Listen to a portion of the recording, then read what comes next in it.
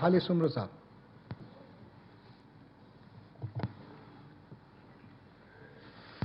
شکریہ جناب چیئرمین. اعوذ باللہ من الشیطان الرجیم. بسم اللہ الرحمن الرحیم. سب سے پہلے تو میں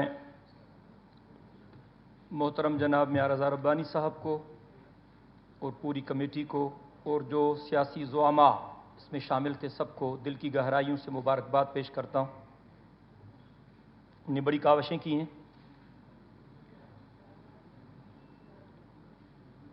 میں مانتا ہوں کہ محنت کی گئی ہے اور شاید کوئی بھی ساتھی اس سے انکار نہ کر سکے، لیکن یہ تمام دردوں کا مداوا نہیں ہے. یہ ایک ابتدا ہے جس کا اقرار میاں صاحب نے خود اپنے خطاب میں فرمایا تھا. لیکن اچھی ابتدا ہے، ہم سب کو اس کی قدر کرنی چاہیے. لیکن ہر ایک کو اپنی رائے دینے کا حق ہے. ہر جماعت کا اپنا منشور ہے اور ہر جماعت اپنے منشور کے مطابق کام کرتی ہے اور محنت کرتی ہے. کچھ ساتھیوں کے اپنے اپنے تحفظات ہیں، ہمارے بھی کچھ تحفظات تھے اور ہیں، لیکن ہم اس 18ویں ترمیم کے راستے میں روڑے نہیں اٹکانا چاہتے. ہم وعدے کے مطابق، معاہدے کے مطابق اس کے حق میں ووٹ دیں گے. جو ہمارے تحفظات ہیں آگے انشاءاللہ ان کے لیے اپنی جد و جہد کو جاری رکھیں گے. جہاں تک تعلق ہے پختونخوا کے نام کا، جس پر بہت زیادہ بحث کی گئی ہے، یہاں یہ نام سرحد کی صوبائی اسمبلی نے اتفاق رائے سے منظور کیا تھا اور میری جماعت نے، جمعیت علماء اسلام نے یہ تحریک پیش کی تھی. کوئی احتجاج نہیں ہوا تھا، اتفاق رائے سے اس نام کی منظوری دی گئی تھی. اور پھر عرصے سے صدر پاکستان اس صوبے کو پختونخوا کہتے رہے، کہیں کوئی احتجاج نہیں ہوا. پرائم منسٹر آف پاکستان اس صوبے کو پختونخوا کہتے رہے، کسی نے کوئی احتجاج نہیں کیا، کہیں کوئی مظاہرہ نہیں ہوا.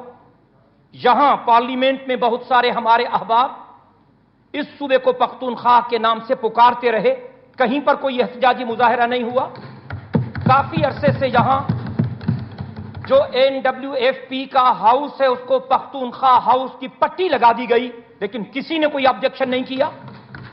میں سمجھتا ہوں کہ یہ ان کا حق تھا، ان کو ملا ہے. ہم سب کو مل کر ان کی تائید کرنی چاہیے. میری جماعت پختونخوا نام کی حمایت کرتی ہے.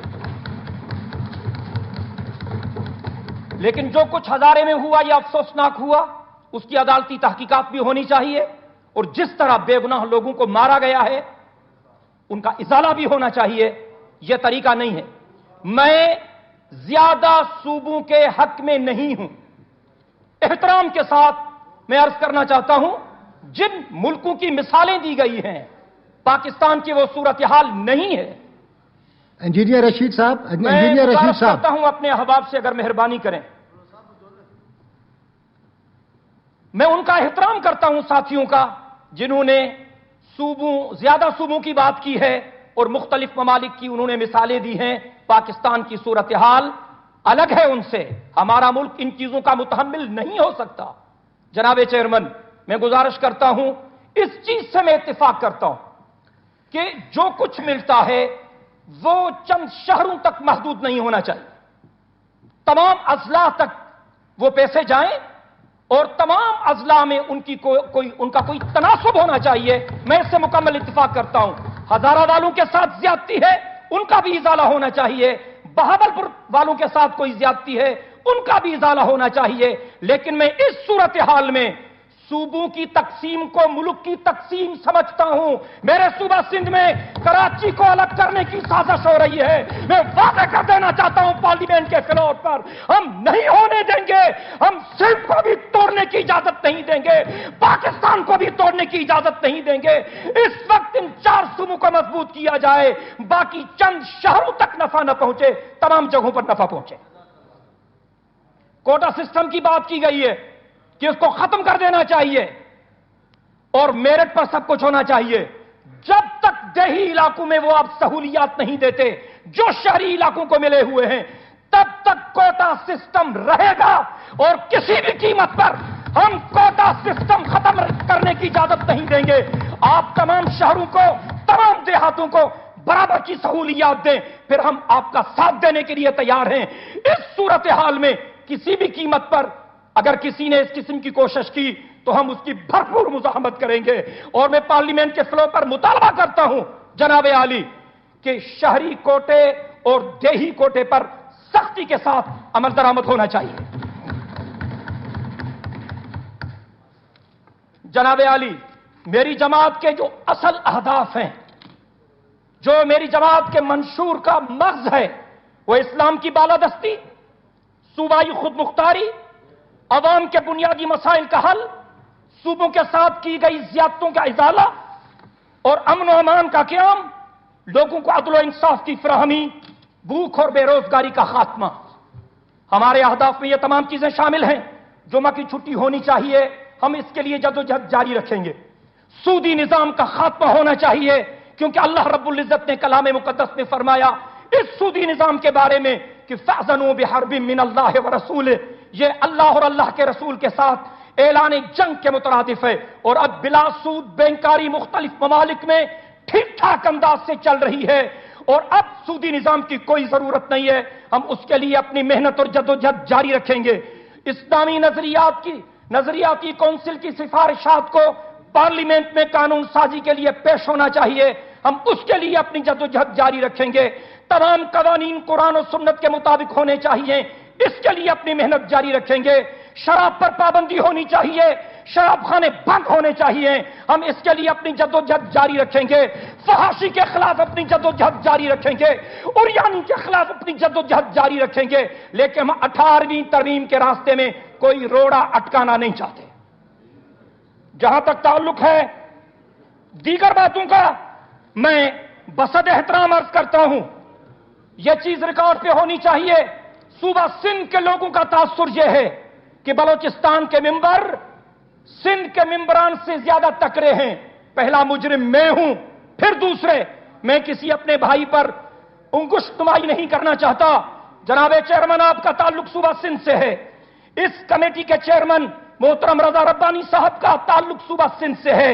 لیکن سندھ کے لوگوں کو شکایت ہے کہ بلوچستان کے لوگوں نے اپنے حقوق کے لیے جو لڑائی لڑی ہے، سرحد کے لوگوں نے اپنے حقوق کے لیے جو لڑائی لڑی ہے، شاید ہم سندھ کے ممبران ایسی لڑائی نہیں لڑ سکے جس پر ہم شرمندہ ہیں. میں ریکارڈ پر لانا چاہتا ہوں سب سے زیادہ زیادتی صوبہ سندھ کے ساتھ ہوئی ہے. کچھ حقائق آپ کے سامنے پیش کرنا چاہتا ہوں. اس وقت مجموعی وفاقی آمدنی کا 63% صوبہ سندھ دیتا ہے. انکم ٹیکس کا 64% سندھ سے وصول کیا جاتا ہے. کسٹم ڈیوٹیز میں 80% صوبہ سندھ دیتا ہے. اس کے علاوہ دیگر جو معاملات ہیں آپ ان پر نظر کریں. اس وقت تیل کے حوالے سے، گیس کے حوالے سے، دیگر ذخائر کے حوالے سے اس وقت پورے پاکستان میں تیل کے جو ذخائر ہیں 62% پیداوار سندھ دیتا ہے. پورے پاکستان میں جو گیس کے ذخائر ہیں 48% سندھ دیتا ہے. لیکن اس کے باوجود سندھ کو بری طرح نظر انداز کیا گیا ہے، جس پر میں احتجاج کرنا چاہتا ہوں اور احتجاج ریکارڈ کرانا چاہتا ہوں. جناب عالی، 73% گیس صوبہ سندھ دیتا ہے. صوبہ سندھ کو کیوں نظر انداز کیا جاتا ہے؟ اس لیے کہ پاکستان کی قرارداد سب سے پہلے صوبہ سندھ نے منظور کی تھی. اس لیے کہ بانی پاکستان محترم محمد علی جناح کا تعلق صوبہ سندھ سے تھا. اس لیے کہ سندھ کو باب الاسلام کہا جاتا ہے. اس لیے کہ تقسیم ہند کے بعد ہجرت کرنے والے بھائیوں کو سب سے زیادہ جگہ صوبہ سندھ نے دی تھی. اس لیے سندھ کو نظر آیا ہے. NFC ایوارڈ میں بھی ہمیں نظر انداز کیا گیا ہے. میری جماعت کا واضح موقف ہے کہ 4 شعبوں کے سوا تمام شعبے صوبوں کو دیے جانے چاہیے. ڈیفنس، فارن افیئرز، کرنسی اور مواصلات کے سوا صوبوں کو خود مختار کر دیا جائے. میری جماعت کا واضح موقف ہے معدنی وسائل، گیس اور تیل کے ذخائر، یہ تمام وسائل پر صوبوں کا حق حاکمیت تسلیم کیا جائے. میری جماعت کا واضح موقف ہے کہ جتنی بندرگاہیں ہیں ان کی کمائی صوبوں کو جانی چاہیے. جناب عالی، سندھ کے ساتھ زیادتی کی گئی ہے. میں نے NFC ایوارڈ کے ذریعے تحریک التوا NFC ایوارڈ پہ جمع کرائی تھی، لیکن شاید ردی ٹوکری کے حوالے کر دی گئی. NFC ایوارڈ پر سرحد والے جشن منائیں، ان کو حق پہنچتا ہے. بلوچستان والے جشن منائیں، ان کو حق پہنچتا ہے. پنجاب والے جشن منائیں، ان کو حق پہنچتا ہے. لیکن ہمارے دردوں کا مدادا نہیں ہوا NFC ایوارڈ میں. سندھ کو اپنے حقوق نہیں دیے گئے. اور میں اس پارلیمنٹ کے فلور پر واضح کر دینا چاہتا ہوں کہ حکمرانوں کو سندھ کے حقوق دینے پڑیں گے، اور ہم حکمرانوں سے سندھ کے جائز حقوق ہر قیمت پر لیں گے انشاءاللہ. NFC ایوارڈ میں میں کچھ حقائق پیش کرنا چاہتا ہوں. پنجاب ٹیکسز میں ممکن ہے میری چیزیں کسی ساتھی کو پسند نہ آئیں، لیکن میرا موقف، میرا نقطہ نظر ضرور سنیں، پھر آپ جو بھی تبصرہ کریں. پنجاب ٹیکسز میں 450 ارب دیتا ہے. اس حالیہ NFC ایوارڈ کے ذریعے 450 ارب کے بدلے پنجاب کو 420 ارب ملیں گے. ان کو جشن منانے کا حق ہے. جی، یہ حقائق ہیں، ان کو آپ نوٹ کریں، آپ تردید بھی کر سکتے ہیں. بلوچستان ٹیکسز میں 14 ارب دیتا ہے. اس NFC ایوارڈ کے ذریعے بلوچستان کو 83 ارب ملیں گے.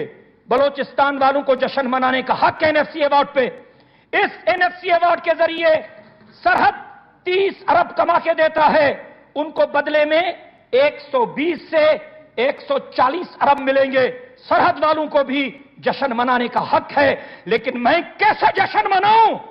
صوبہ سندھ ٹیکسز میں 1000 ارب دے رہا ہے، 1000 ارب دے رہا ہے، اور بدلے میں اس NFC ایوارڈ کے ذریعے ہمیں صرف 180 ارب ملیں گے.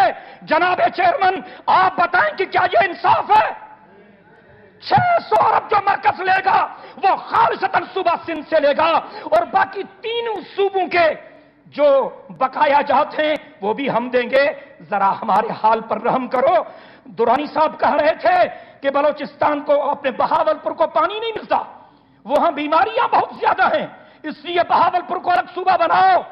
سب سے زیادہ شرح اموات بیماریوں کی وجہ سے صوبہ سندھ میں ہے. سب سے زیادہ بیماریاں صوبہ سندھ میں ہے. جہالت کا، ناخواندگی کا سب سے بڑا ریشو صوبہ سندھ میں ہے. ہم میرے ساتھ انصاف کون کرے گا؟ کوٹڑی ڈاؤن اسٹریم میں پانی کا ایک قطرہ موجود نہیں، وہاں ریت اڑ رہی ہے. مجھے میرے حقوق کون دے گا؟ میں پارلیمنٹ کے فلور پہ انصاف کرتا ہوں کہ سندھ کو اپنا حق دو، سندھ کو اپنا حق دو. بلوچستان والے میرے بھائی ہیں، ان کو حقوق ملنے چاہیے. سرحد والے، پختونخوا والے میرے بھائی ہیں، ان کو حق ملنا چاہیے. پنجاب والوں کو اپنا حق ملنا چاہیے، لیکن سندھ والوں کو بھی اپنا حق ملنا چاہیے. میں امید رکھتا ہوں کہ یہ پارلیمنٹ ہمیں اپنا حق ضرور دلائے گی. آپ کی بڑی مہربانی. Thank you very much. Thank you.